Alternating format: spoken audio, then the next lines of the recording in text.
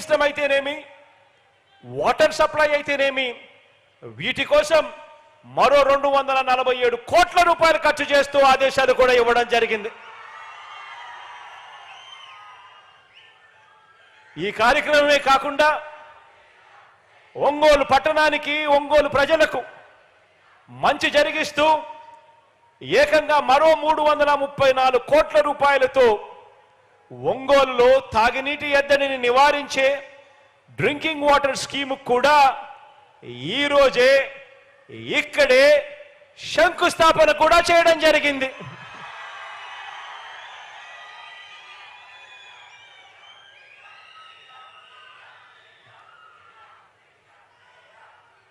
ఒకవైపున పేదవాడి గురించి, ప్రజల గురించి మనం ఇన్ని అడుగులు వేగంగా వేస్తా ఉంటే, మరోవైపున ఒక ఒంగోలే కాదు, ఏ జిల్లాను చూసినా బాబు పేదలకు ఇళ్ల స్థలాలు ఇవ్వలేదు.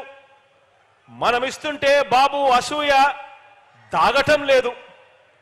ప్రతి జిల్లాలో బాబుది ఇదే దుర్మార్గం.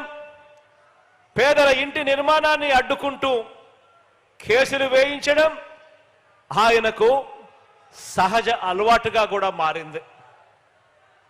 ఇవన్నీ చూస్తే అనిపిస్తుంది, ఇటువంటి కార్యక్రమాలు చేస్తా ఉన్నప్పుడు, ఇటువంటి చంద్రబాబు నాయుడు గారిని చూస్తే అనిపిస్తుంది, 100 మంది సినిమా విలన్ల దుర్మార్గం కంటే 100 మంది సినిమా విలన్ల దుర్మార్గం కంటే పురాణాలలో మనం కథలుగా విలన్లుగా చెప్పుకునే రాక్షసులందరికంటే కూడా ఒక్క బాబు దుర్మార్గం వీళ్ళందరి విలన్ల కంటే ఎక్కువే అని చెప్పి కూడా ఇటువంటి అన్యాయాలు చేస్తా ఉన్నప్పుడు చూస్తే అనిపిస్తుంది. ఎందుకు అనిపిస్తుంది ఇంత బాధ అంటే దానికి కారణం ఏమిటి అంటే, చివరికి అమరావతి అని వీళ్ళు చెప్పుకుంటా ఉన్న వీళ్ళు చెప్పుకుంటా ఉన్న రాజధాని, అటువంటి రాజధాని అమరావతి అని చెప్పి వీళ్ళు చెప్పుకుంటా ఉన్న రాజధానిలో చివరికి అమరావతిలో పేదలకు ఇళ్ల స్థలాలు ఇస్తుంటే అక్కడ ఇవ్వటానికే వీల్లేదని, పేదలకు అక్కడ ఇళ్ల స్థలాలు ఇస్తే డెమోగ్రాఫిక్ ఇంబ్యాలెన్స్ వస్తుందట. డెమోగ్రాఫిక్ ఇంబ్యాలెన్స్ అంటే ఏమిటో తెలుసా?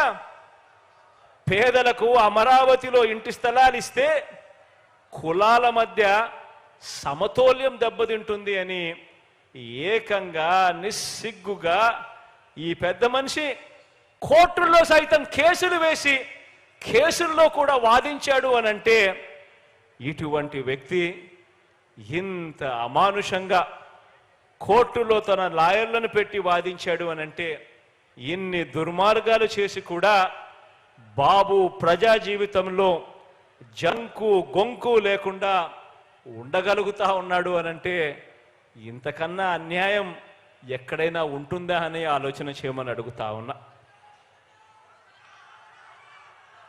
గవర్నమెంట్ బడిలో ఇంగ్లీష్ మీడియం వద్దని వాదించి కూడా, గవర్నమెంట్ బడులలో ఇంగ్లీష్ మీడియం వద్దని వాదించి కూడా ఆ తల్లిదండ్రులంతా కూడా ఈ చంద్రబాబుకు గుణపాఠం చెబుతారు అన్న భయం కూడా లేకుండా చంద్రబాబు రాజకీయాలలో పాపిష్టి జీవితాన్ని కొనసాగించగలుగుతున్నాడు అనంటే, ఇంతకన్నా దారుణం ఎక్కడైనా